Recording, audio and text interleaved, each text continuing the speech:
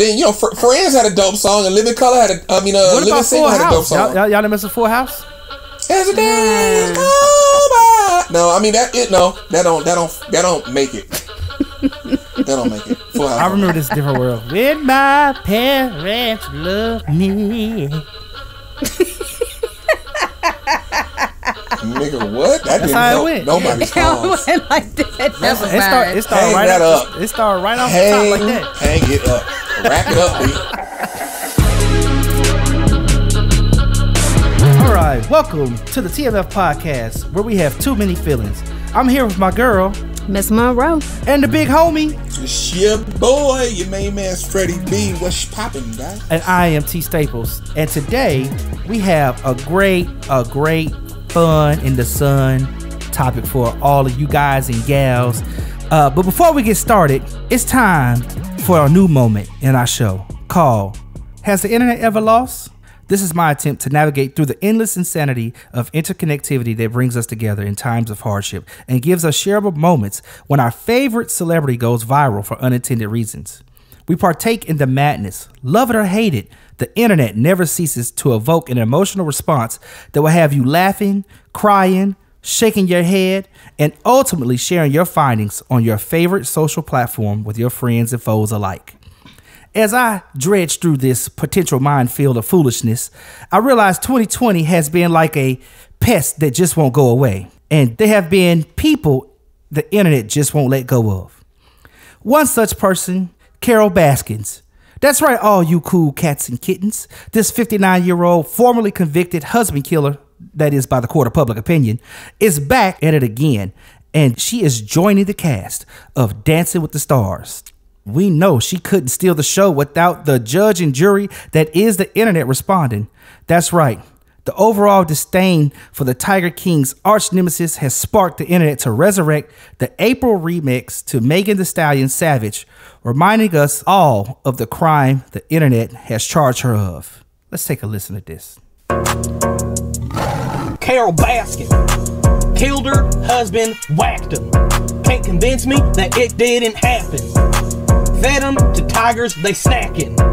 What's happening? Carol Baskin killed her husband, whacked him. Can't convince me that it didn't happen. Fed them to tigers, they snacking. What's happening? Carol Baskin. Shortly after being announced as this season's newest cast member, the song that can only make you believe Joe Exotic himself is laughing while sitting in real jail started trending again. On another note, that is not the only song by Megan Pete, aka Hot Girl Meg, aka Megan Thee Stallion, that has been remixed. The newest hit single, WAP, just got straight twisted in what some are calling the dopest single flip of the year. So now I'm going to take you back, way back into time with J Diggs' version of W.A.P. WAP. This house, there's some hoes in this house, there's some hoes in this house, there's some hoes in this house, there's some hoes in this house, there's some hoes in this house, there's some hoes in this house, there's some hoes in this house, there's some hoes in this house, there's some hoes in this house, there's some hoes in this house, there's some hoes in this house. Certified freak, 7 days a week. That wet ass pussy good. My pull-out game weak. Ooh, yeah. I'm fucking with that wet ass pussy. Swimming in it, baby.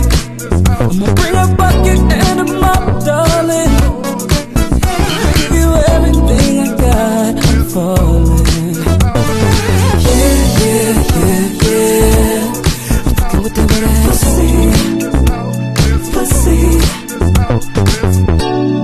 J Diggs' music is no stranger to making some of the coolest musical mashups on the internet, but for one of his latest musical vamps, he decided to redo the song WAP in an 80s sounding flip that brings smooth vibes to a arguably ratchet and raunchy tune.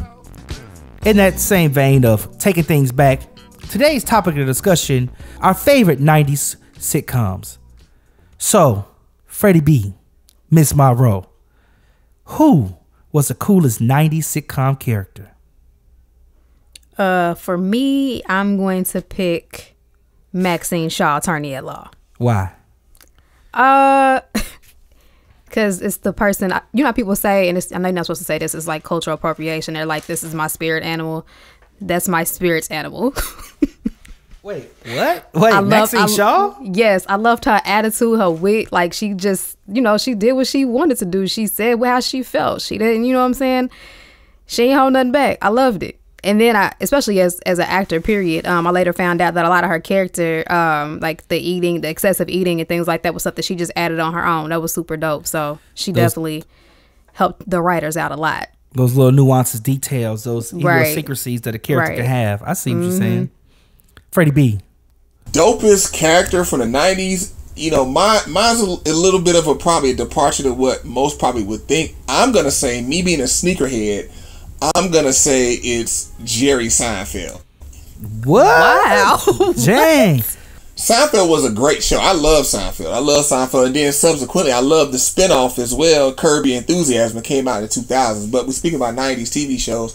So I love Seinfeld because it was really a toss-up. It was between the coolest character, I would say it would be between Seinfeld, Jerry on Seinfeld, Fresh Prince, Will Smith, and Martin. That was gonna be mine. How you can't get three? That was gonna be mine. I'm saying it was between and Jamie Foxx, Jamie King rather, on the Jamie Foxx show. Out of those four, it was tight, but I would give the edge to Jerry because for one, I like Seinfeld better than the Fresh Prince. And then Jerry kind of had the whole sneaker thing a little bit before Will did, and Jerry was rocking some heat on Seinfeld. He was rocking some J's, like he was killing it with the shoe game. That's something I never noticed. And my mother watched Seinfeld. I did not pay attention. Mm-hmm. If you go back and watch Seinfeld, Jerry had 4s, 5. He was. I mean, yeah. Now that you're talking about it, I do remember him having on some pretty nice, tennis shoes for a white man. Dang. But the thing is, he was rocking heat just for a man. Period. White man, black man, Chinese man. He had heat. He had heat rocks. Well, man, that's an interesting pick for you. I was going to pick Will Smith, but you put him in your top 5 lineup, and you baked him against Jerry Seinfeld. So I'm gonna switch it up, and I'm gonna go Martin Lawrence. The reason why I like Martin Lawrence because he really just, from an acting standpoint, stretched himself in so many different areas, and I think it's just one of those characters I had to respect. I love the show, and I love everything the show represented. And as I looked up some information on this topic, do you guys realize how many black shows were on in the 90s? Right, it was a lot. Like, do y'all like? Okay, it's crazy. It's crazy. It's like, okay, you got Martin, you got In Living Color. You got Fresh Prince of Bel-Air. What's Urkel's show? I forget Urkel's show. Family Matters. Family Matters. Come on, man. So and I could go on and on and on. Who are some of the shows you guys both remember? That A Different World. Oh man, what? But Cosby Show was on too. Third season and on, not the first and second season. Yeah, why not? Why you mess with the first season? I'm gonna get into that when you get to the next question about the characters. Okay, so what else? What else we got? Like I said, Jamie Foxx show. Hanging with Mr. Cooper. Was it just the Fox show? The Jamie Foxx show. Yeah, Hanging with Mr. Cooper. I heard that one. Mm-hmm. Like, what happened? Like, what did we fall off? Like, what I don't understand. Like, so what I understand is that, and you see it now, a repeat of it, when, what was it before was the CW? I can't remember. WB and what was it? Fox, all those different channels, when they first were getting on and needed an audience, they picked the black audience. And if you think about it, it makes sense because Netflix did the same thing.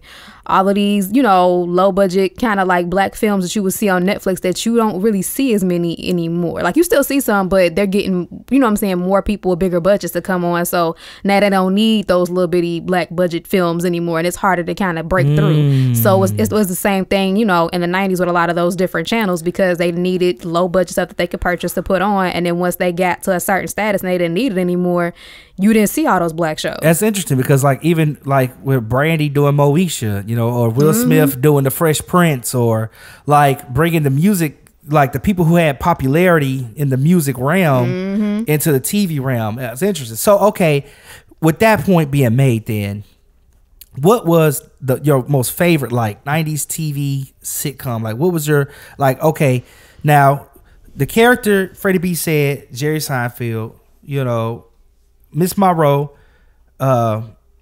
What'd you say? What was her name? Maxine Waters. No, Maxine. Maxine. I'm thinking about Auntie Maxine. Sorry. Yeah, I mean, but that's a good correlation though, because you know, same attitude. yeah. Maxine Shaw. Okay, what was so does that mean your favorite show was the show that character was on, or is your favorite show different? And like, you know, just let me know why. Okay, so I technically have 2 shows that were my favorites, but Living Single was my favorite because of the characters themselves. Like, I love Max, I love Khadijah, I even like Regine, even though Regine's character is totally different from who I am. I did like her too. Hammers. Shut up. But I don't know, like, it's a toss up for me because A Different World was like also my favorite. Like, I love A Different World, but I can quote entire scenes from Living Single. Like, because I don't know if y'all ever paid attention to this. Now that they put them like on TV, like the shows are on TV now, like, you know, commercial breaks are longer now than they were back in the day. So, you know, they try to edit the shows. Like, I can quote whatever lines they cut off.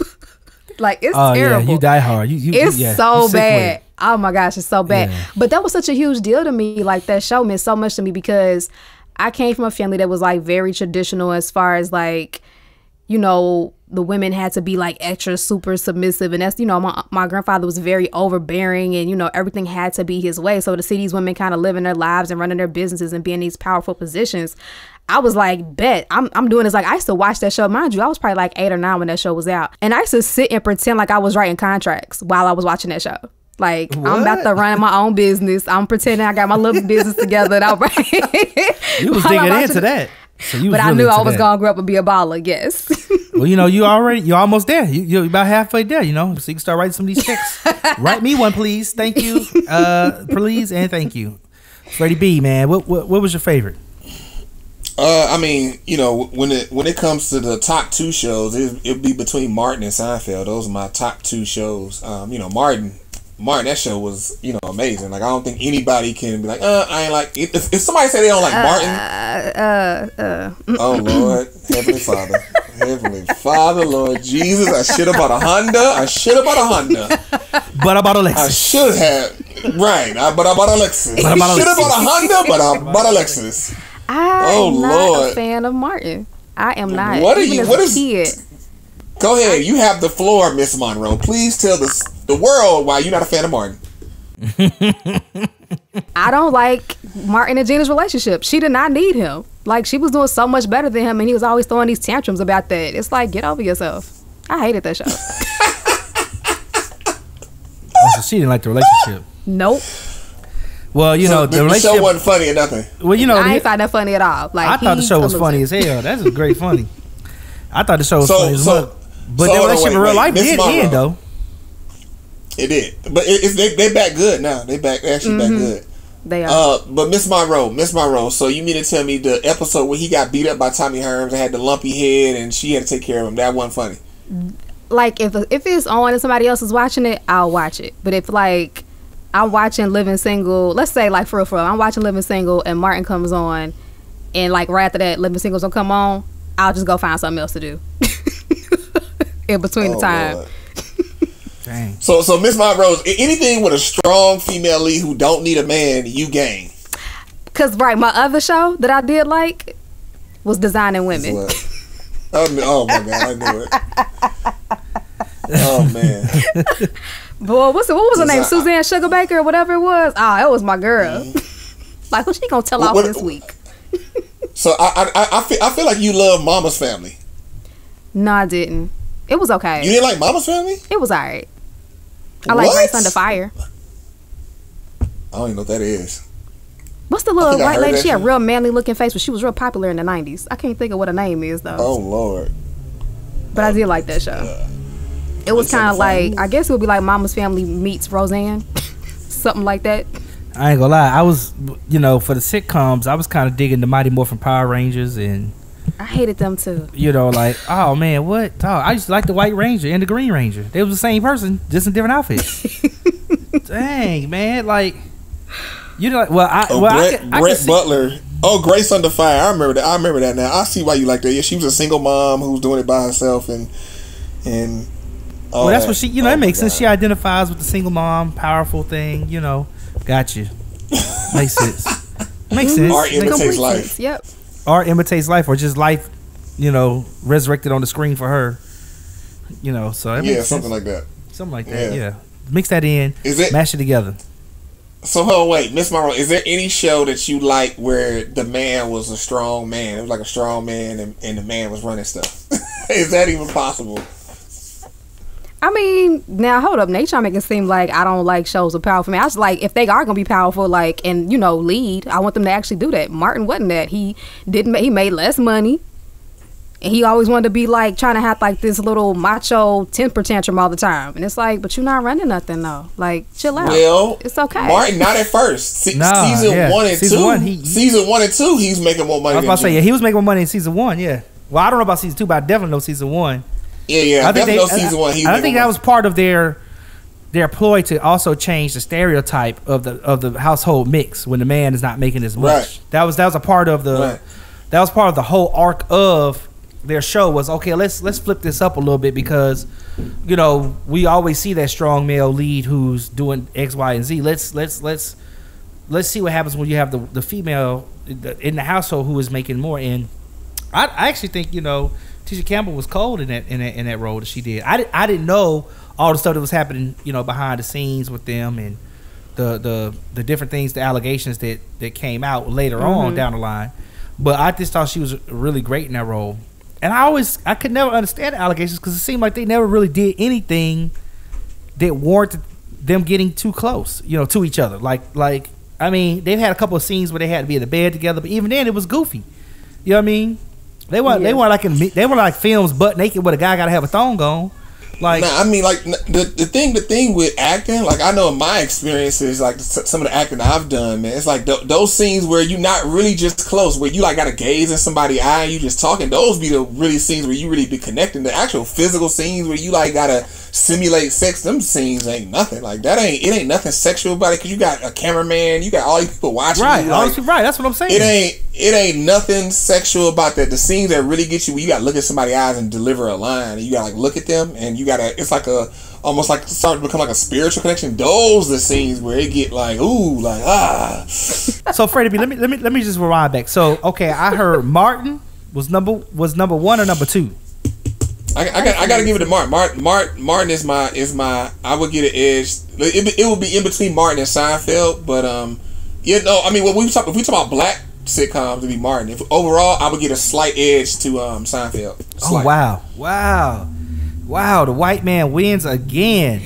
Dang. Can't never have nothing, man. Not even a 90s sitcom where there was so many of the blackest, greatest sitcoms which was made in the 90s, to the point where they even resurrected them. I saw they had Moesha on Netflix, and they're resurrecting them. So, oh my god. Okay. So listen. I'm just gonna move on. He done gave the edge to Seinfeld. Miss Munroe done gave the edge to Living Single. She done gave the edge to Living Single. I gotta rock. If it's anything I'm gonna lean on, she done gave the edge to Living Single. I'm gonna have to lean on Living Single before I lean on Seinfeld. Seinfeld was a good show, but you know, in my opinion, I think it's just one of those shows where, you know, it was cool. I didn't think it was just slamming, but I do like, Freddie B, that reference you made about the shoes. I'm gonna go back and watch and see what kind of kicks Jerry Seinfeld was wearing, because that's something I never noticed before. So in the same vein, okay, let me just, I'm hearing some stuff in y'all's conversation. It's kind of intriguing me. Which show do you think aged the best? Which show has stood the test of time? Or as you've gotten older, have you noticed a show having some flaws that are clearly like, oh man, I don't know why I watched this when I was young. Like, you know what I'm saying? Like, you get what I'm trying to get at? Like, because some shows don't last. They don't stand the test of time. You can't go watch some things over and connect with them. But a lot of these black sitcoms, I think, did stand the test of time. But what do you think, Miss Munroe? Okay, so I hate to do this, but you know, for those of people who listen that don't know me, I am a writer, you know, aspiring producer. And now that I'm really studying writing and production, and I look back and I'm just so saddened that my favorite show is just, it irks my nerves sometimes when I watch it. It didn't age very well production wise or even writing wise. And then when I looked back and did the research, like for it to be a black show, it was like mostly white writers.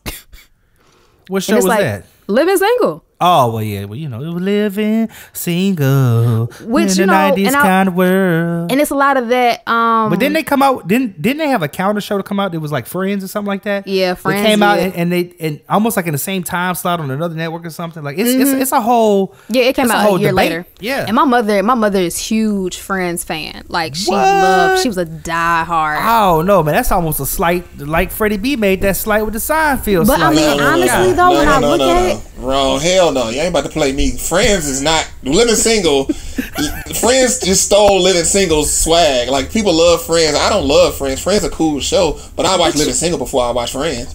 All right, okay.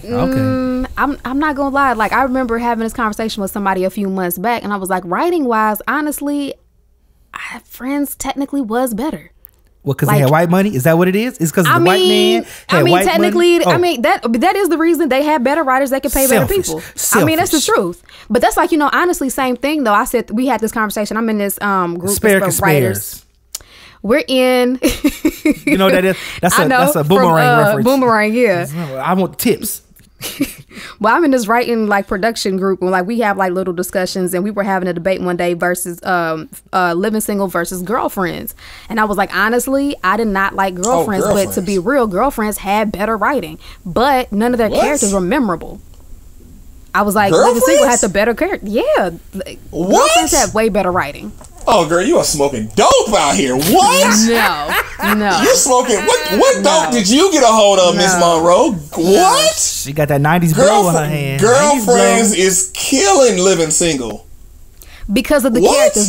No. Girlfriends is not killing. No. Girlfriends is not killing. No. The writing was better. I give them that. But their characters were not memorable at all. Yes, they were. No, they were not. You had Jill. You had the little light skinned girl with the she was like the quirky one. How they looked. I'm talking about just the characters themselves. Like I don't think they had an ensemble cast. I don't think so. What? No. What dope did you just smoke? Where you get it from? Because you in Atlanta. I know Atlanta got some good dope out there. Like who you get it from? I don't smoke. First of all, I've never smoked a day in my life. Thank you. What pill you pop? What pill you got? Love pills out there too. You never hit the blunt one time? No. Everybody hit the blunt at least one time. Just try it. She hit it before this show. Living Single better than Girlfriends? She hit a roast. I said writing wise, Girlfriends got it, but you cannot tell me cast member for cast member that as far as the women goes, there was one cast member on Girlfriends that was better than Living Single. Okay. Of course. You can't say that. What they were wait a minute. But Girlfriends is a 2000 show, isn't it not? Yes, a 2000 show. Yeah, but no, we brought it up because I thought we was comparing Friends to Living Single, but when we got on Girlfriends being compared to Living Single, now we're trying to figure out which one is the better black show. Because Miss Munroe said she in a group. Only because I brought it up as far as the writing goes, because I was comparing the writing. Like I was saying, I think the writing on Friends was better, which is a 90s show. You have to remember that Girlfriends had the opportunity to look back on Living Single. Whereas Friends, because it was during the same time, they were competing in the same space. And so I think I think to me, if you're gonna make a juxtaposition, it's better to make it between people competing in the same space, because when you, of course, I'm 10 years later than you, I better be better than you. You know what I mean? Like I better step up. Okay, we saw what they did. Yeah, that writing wasn't that good. Yeah, that character was a little, extreme. Ain't nobody alive like that for real. Let's try to make something a little bit more substantive. And I think that's the thing that it kind of makes it for a hard debate to say, you make that comparison across the decades like that, Right, and that's why Miss Munroe is wrong. She wrong. Well, whatever. You and your Seinfeld. Exactly. Nah. But Friends and Living Single, I don't watch Friends just off principle because of the situation. Now, yeah, granted, Friends probably was better than Living Single because they had more money to throw around. Right. Okay, so but I don't watch them on principle. Who do y'all remember from Friends? Because we got all the characters from Living Single. So who do y'all? Phoebe, Rachel. Okay. Oh wow! So Ross, dang, woo. Monica. I don't even see him on. I don't see where's Phoebe? Is she on Wikipedia? Phoebe, that's Lisa Kudrow. That's Lisa Kudrow. I see Lisa Kudrow. Oh, you know what it is? That's I'm gonna tell you what it is. She was a stupid one. I'm slickly partially illiterate because I was looking for an F. Her name is spelled with a PH. Phoebe. Yeah, P-H-O-E-B. Yeah. Oh yeah, PH. That's what it The was. PH sound is an F. Yeah. Messed me up. Messed me up right there. I forgot about that. I forgot. Like phone. Yeah. I got it. I'm back. I'm back. And there you go. Look at you. Look at God. Look at him. All right. Won't he do it? Oh my God. Yeah, won't he do it? Yeah. So Really Freddie won't. B. Really won't. So Freddie B. We haven't heard who you think had who stood the test of time, or if any shows stood the test of time, and if so, why? Stood the test of time. I mean, I think Martin. Yeah, people, you can watch Martin nowadays, and it's still funny stuff, still classic, it still works. Major eye roll. Yeah, I know, because you don't like Martin was a baby, but I think like what Thomas said, a key thing, their dynamic of him not having a job no more, it helped his whiny relation to Gina. Because if you notice, like Martin was always kicking people out. He ain't like you, get the stepping. He just kick you out for no reason. So he was like super whiny. So I think that helped. That made the dynamic work. So I think Martin stood the test of time. Seinfeld definitely still stands the test of time. But another 90s, like fringe 90s show that I think stands the test of time, that is great, that still influences a lot of shows they keep trying to come back out with that don't ever work, is Golden Girls. I used to love Golden Girls. I was wondering if you were gonna bring that up. He used to talk about Golden Girls all the time. Go ahead. Yeah, I love it because here's the thing. Like, I don't know about y'all, but some people, like, when I watch scary movies, especially when I was a kid, because back when that came out, I was like a young kid, and I watch a scary movie and I'd be scared. I always run to Golden Girls. Always, because Golden Girls made me feel good. Like, okay, boom, some old people being silly and they funny. Yeah, it was just, it was great. Like, you got Betty White. Betty White's so lovable and she's still alive. We got to protect Betty White. But then you had Rue McClanahan, Blanche. She was like the freak. She was old, but she was a freak. She was just out here like trying to get to it, but so she like 8-7 years old. Got you, old freaks. Got you.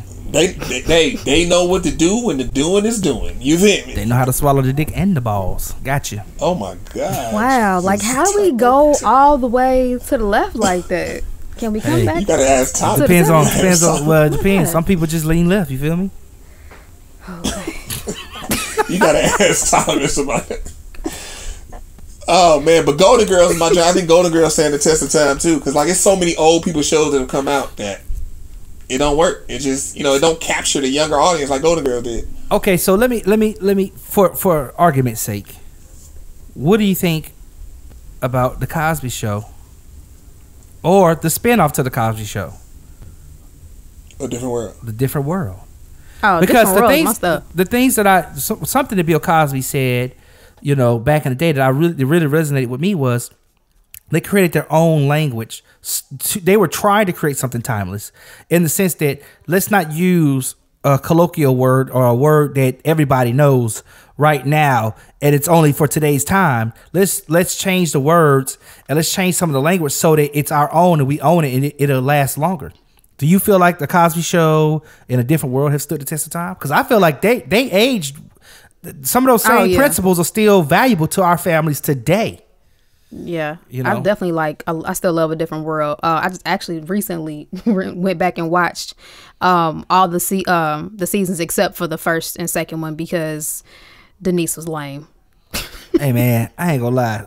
Like, okay, you done started it now, Miss Munroe, so I'm gonna have to go right into it. We're gonna have to.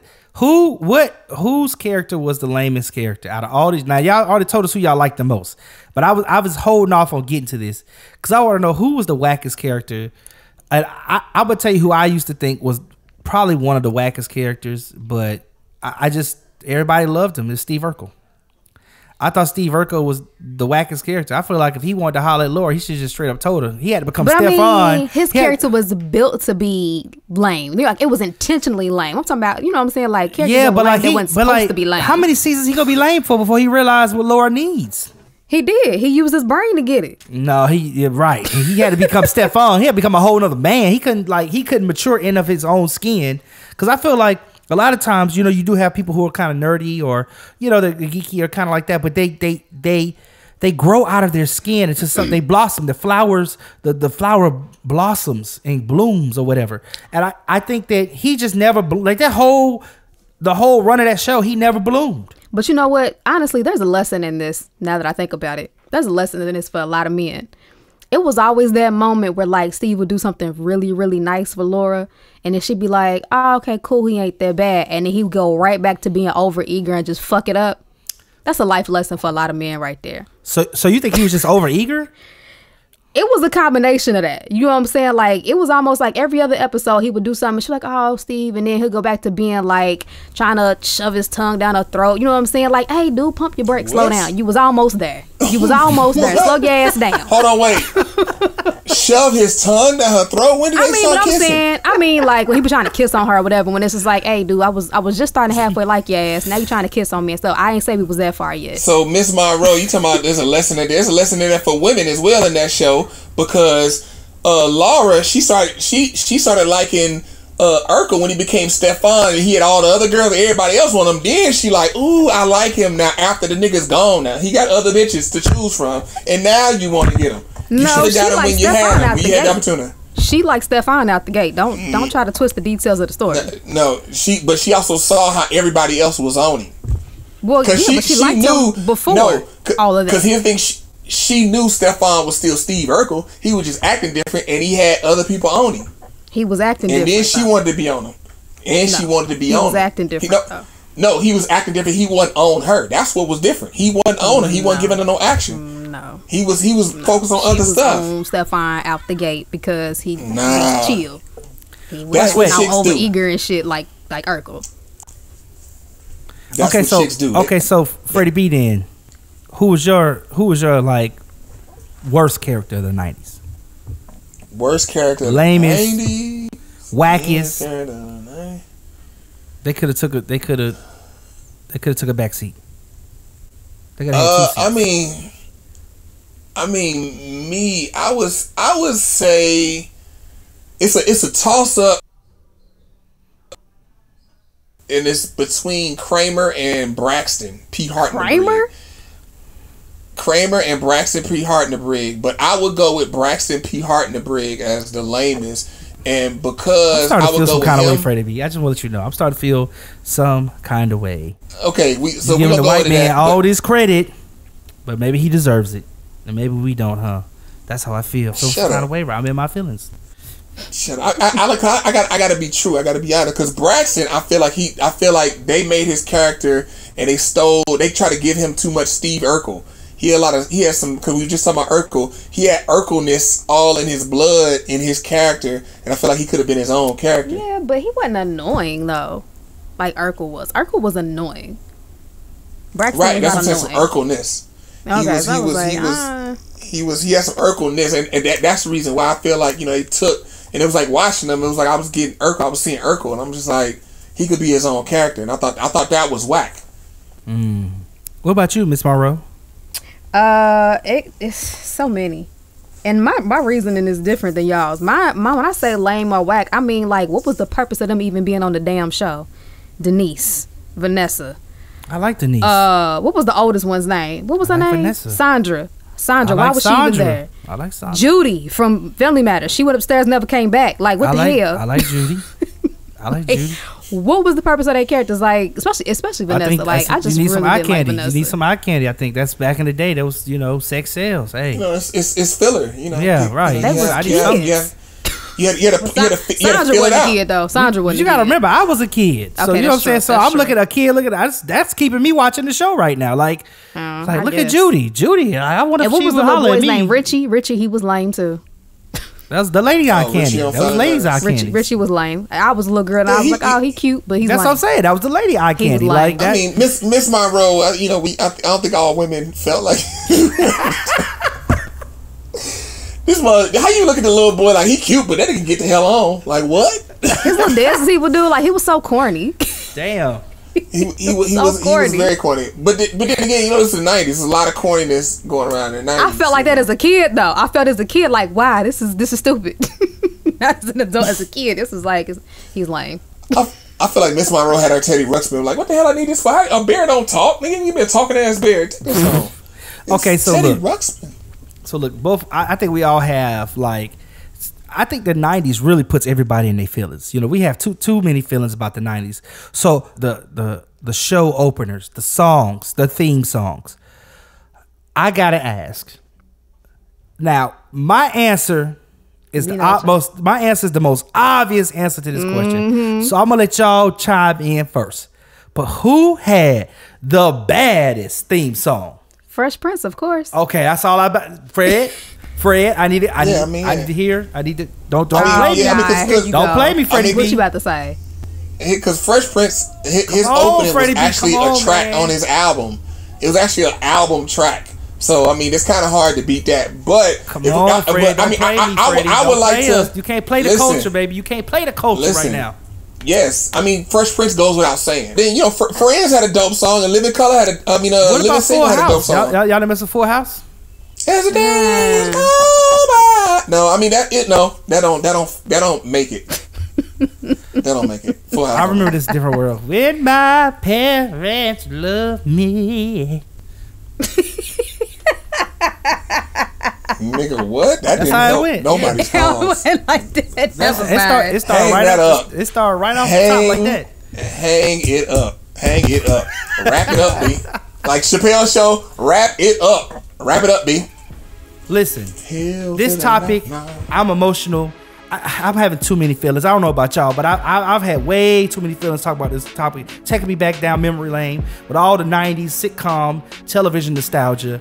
This has been the TMF podcast with your girl, Miss Munroe, and your boy, your main man, Freddie B. And I am T Staples. Thank y'all for listening. Till next time. Peace.